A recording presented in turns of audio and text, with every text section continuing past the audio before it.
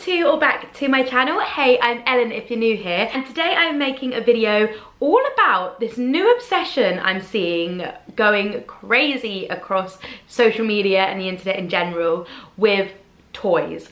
We have a new cultural movement where people are really obsessed with toys and collectible toys and cuddly toys, jelly cats, Labubus, Sylvanian families, sunny angels, a different array of toys, and I wanted to dig deep into it and try and understand why this cultural phenomenon is taking place.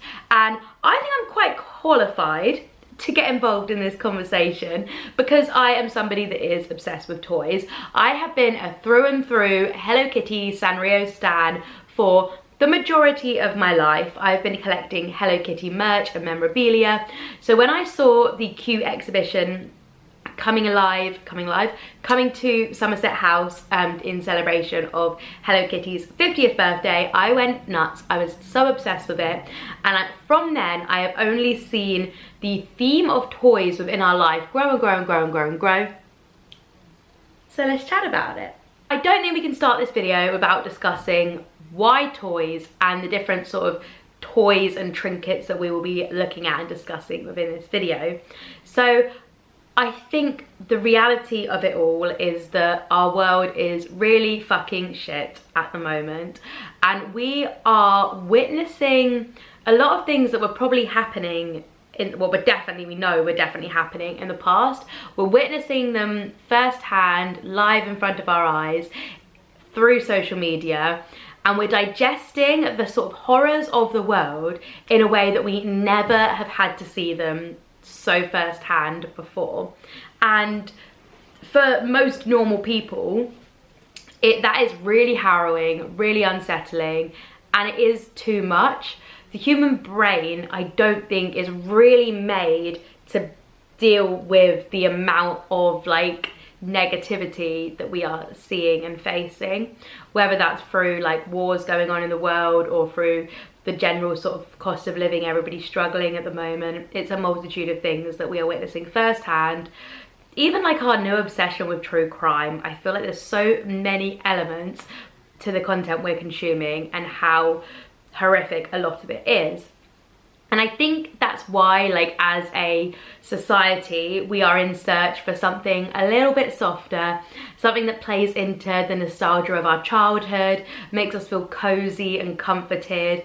And I really think that's where this new growth of toys and trinkets and collectibles within adults is coming into play. The way we're seeing it a lot on social media is through people collecting what they're calling purse pals and different varieties of blind boxes. Some of the characters that feature heavily in our love of toys are Sylvanian family critters. I think they're called calico critters over in America. Sunny angels, which are just impossible to get your hands on anywhere. People are obsessed with these cutesy little dolls, like baby dolls dressed up as different things. We're seeing it through Pop Mart in general, but with Pop Mart, everyone's favourite character from Pop Mart, Labubu, who is this kind of creepy, cute little one from the Monster range. He is very sweet. I'm definitely most obsessed with him too. And of course, everybody's iconic favourite, Hello Kitty, and the Sanrio characters as a whole.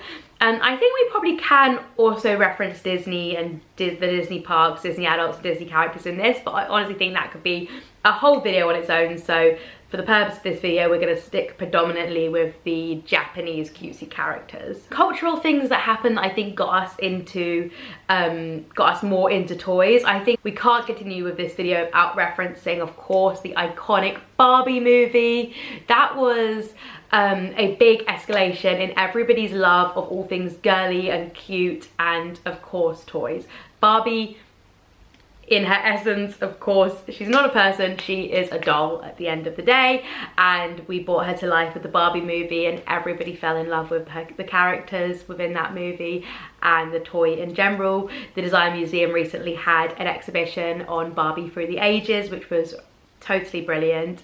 And then, of course, as I referenced earlier, Somerset House had an exhibition in partnership with Sanrio for Hello Kitty's 50th birthday, which was called Cute. The exhibition wasn't focused on Hello Kitty, it was focused on Cute and our obsession with Cute in general. And it was a really brilliant exhibition. Actually, it had a lot of references to like cats and a monster Q and Sylvanian critters, and yeah, it was absolutely brilliant. And I think we really saw a rise in people talking about toys from these different sort of things that had like these shifts, and I think these were definitely elements that were parts to play in our obsession with being more open about our obsession with sort of cutesy toys and critters. Looking back at the people that collected toys previously, it was always seemed to be these sort of nerdy characters. I think toys have infiltrated sort of our mainstream culture. Now a lot more people are collecting different toy collectibles, whereas it's definitely seen as like a more, for lack of a better word, like nerdy thing to do previously, with like different Legos. What are those ones you paint? What are the ones you paint? Warhammers. Huh? Warhammers. Warhammer. Fiance's a nerd. Yeah, lots of different. There were different things within that community, like adult cartoons, that weren't really infiltrated into the mainstream in the same way they have become now. I think we're seeing a focus on classic toys as well. And I think that really pushes the narrative that it is people wanting to hold on to the nostalgia that we had from our childhood, because we're now living in a really scary world where we just want to cling on to a bit of that like childlike innocence and nostalgia. And I think that's why we're seeing a rise in the toys that we played with in our childhood. So for example, like Legos and Sylvanian families being such a massive one.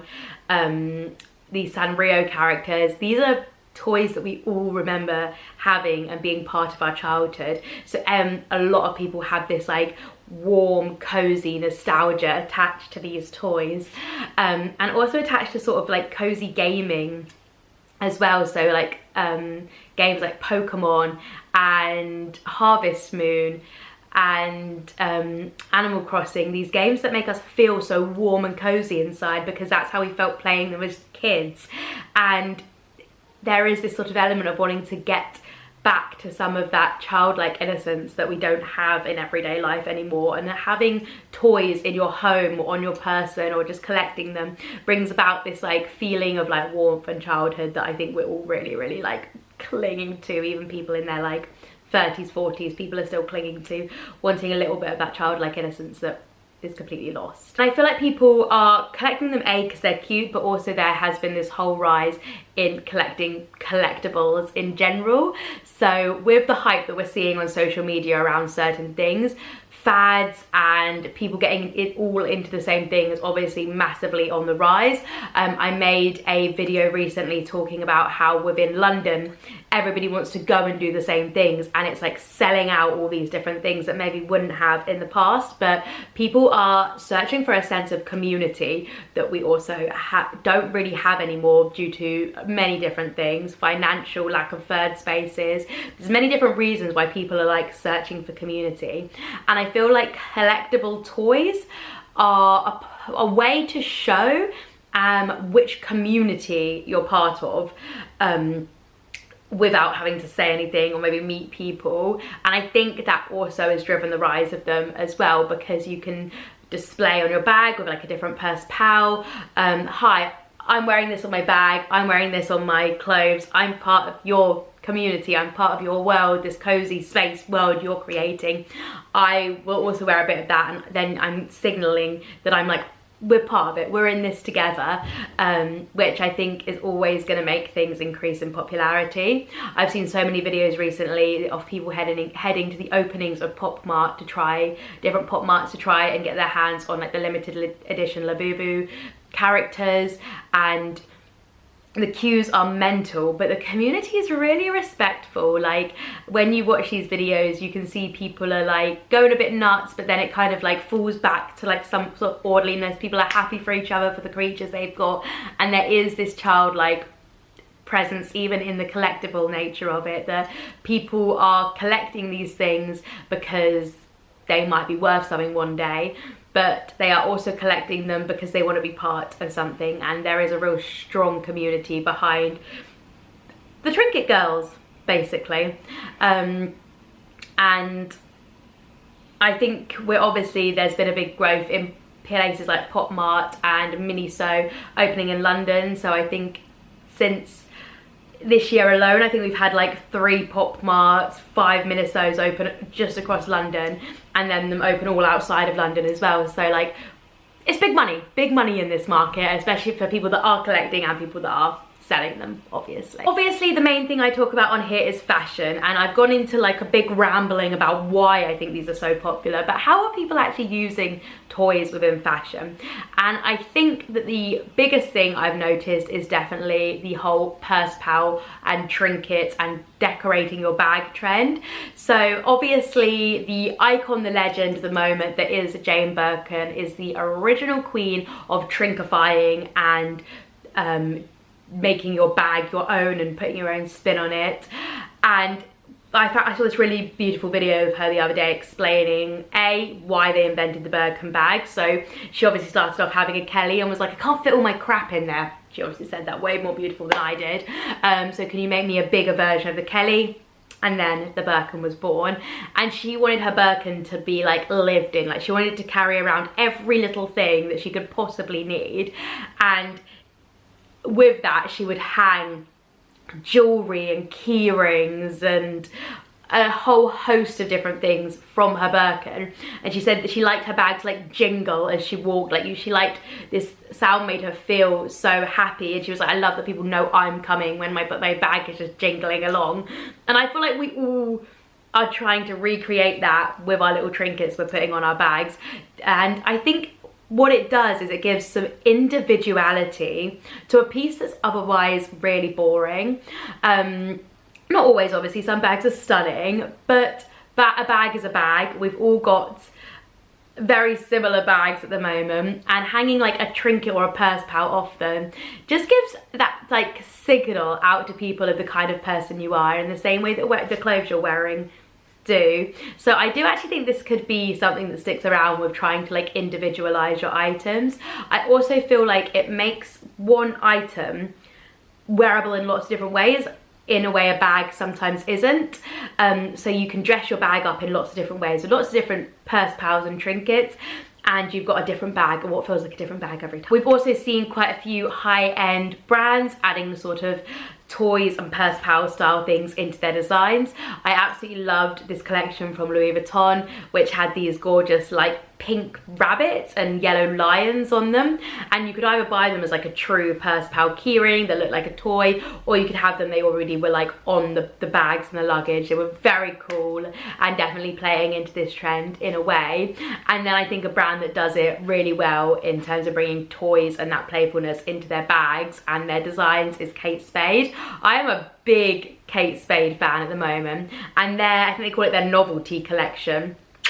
Stunning. They did a whole cat range recently with different like cat kind of almost trinket toys all over their products, and then they've got the shaggy dog, which was really popular. I think they sell for like thousands of pounds on Vestiaire. I'm exaggerating, they're expensive on Vestiaire, but they look like kind of like a shaggy dog plushie.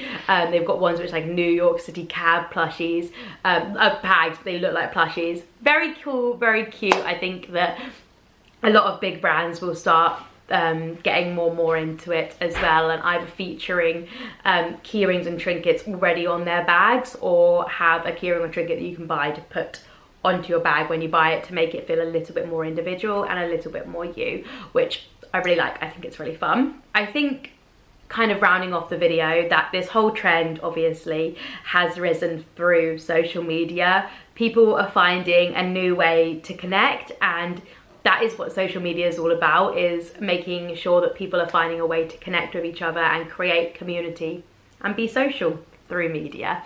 And I think that the rise in popularity and this new sort of subculture group that's growing, that is all focused around toys, is just again creating this cozy, comforting community that we are sort of so lacking in our realities at the moment, with all the craziness that's going on in the world.